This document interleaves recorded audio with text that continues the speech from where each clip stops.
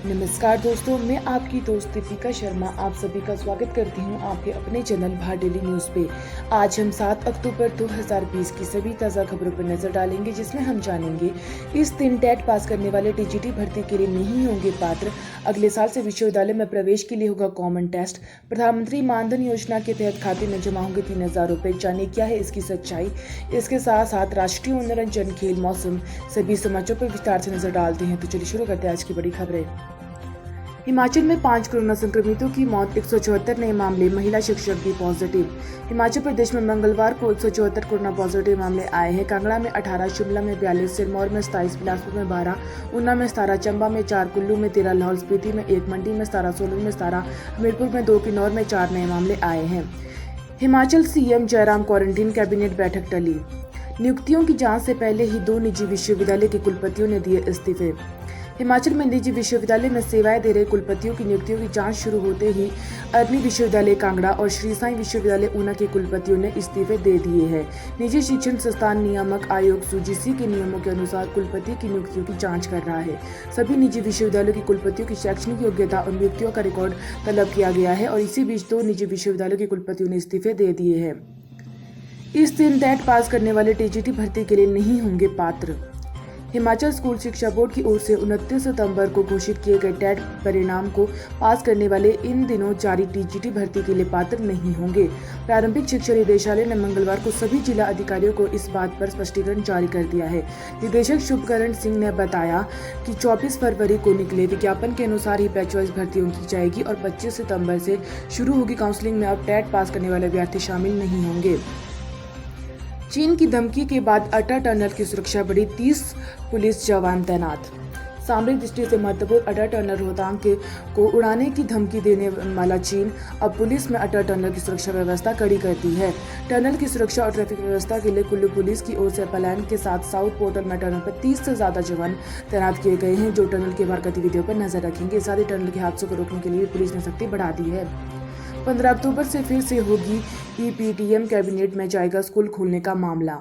हिमाचल में सरकारी स्कूलों में पढ़ने वाले विद्यार्थियों के लिए अभिभावकों के साथ 15 अक्टूबर में दोबारा ईपीटीएम पेरेंट्स टीचर मीटिंग होगी। विद्यार्थियों को फर्स्ट टर्म परीक्षाओं में परिणाम को लेकर इस दौरान अभिभावकों के साथ शिक्षक चर्चा करेंगे।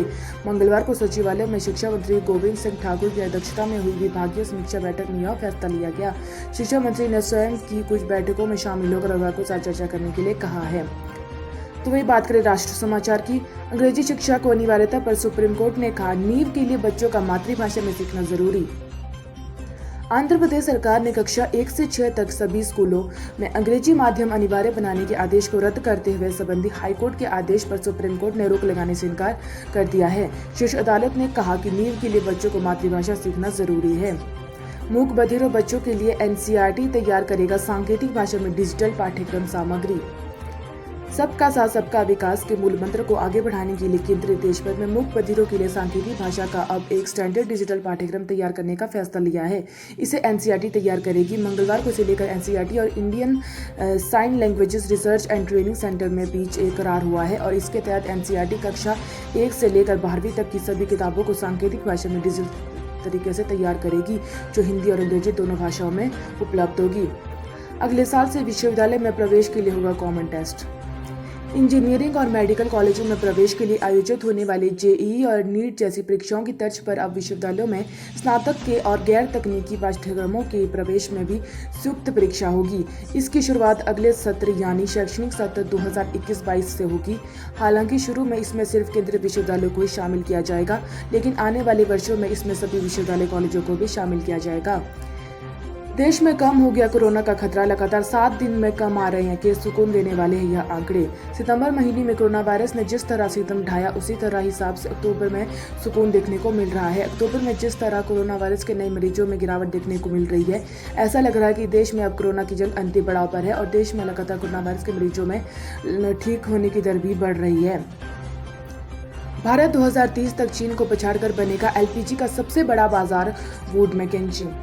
भारत 2030 तक चीन को पछाड़कर दुनिया का सबसे बड़ा एलपीजी बाजार बन सकता है। वुड मैकेंजी की रिपोर्ट के मुताबिक 2030 तक देश में एलपीजी की मांग में सालाना आधार पर 3.3% की बढ़त देखने को मिलेगी।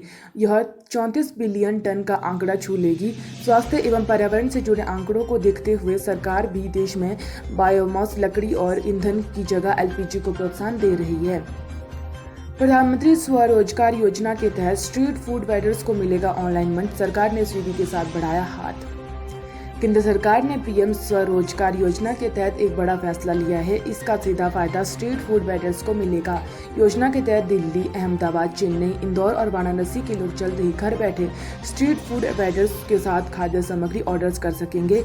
इसके लिए केंद्रीय आवास शहरी मंत्रालय ने फूड एग्रीगेटर और स्विगी के साथ हाथ मिलाया है। जानकारी के मुताबिक अभी 5 शहरों में 250 स्ट्रीट वेंडर्स के साथ इस पायलट प्रोजेक्ट की शुरुआत की गई है। धीरे धीरे यह पूरे देश में इसका विस्तार किया जाएगा। कोविड-19 मास्क आप भी लगाते हैं तो कपड़े का मास्क तो जरूर पढ़ ले। यह खबर।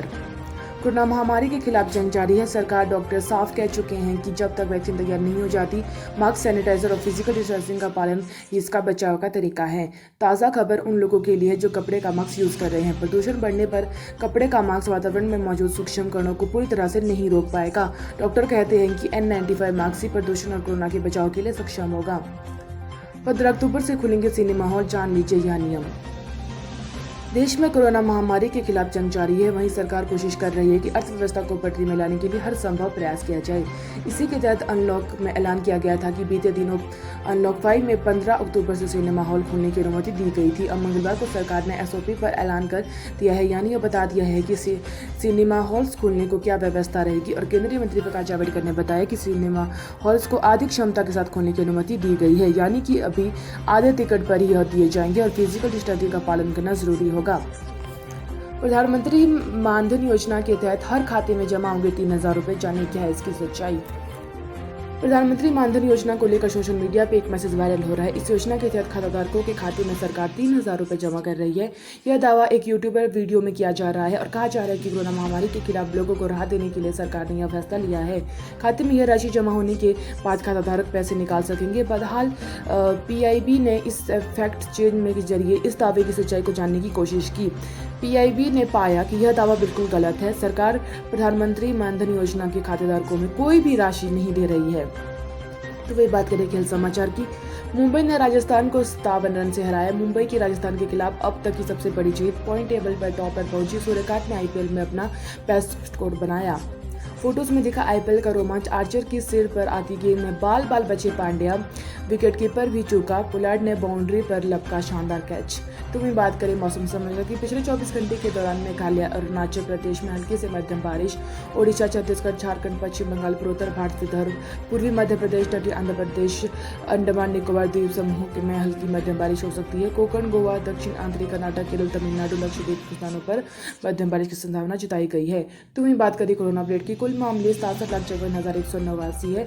एक्टिव है 9,07,389 है। रिकवर हो चुके 57,41,253 है, जिनकी डेथ हो चुकी है 1,04,591 है। तो यही थी आज की डेली अपडेट।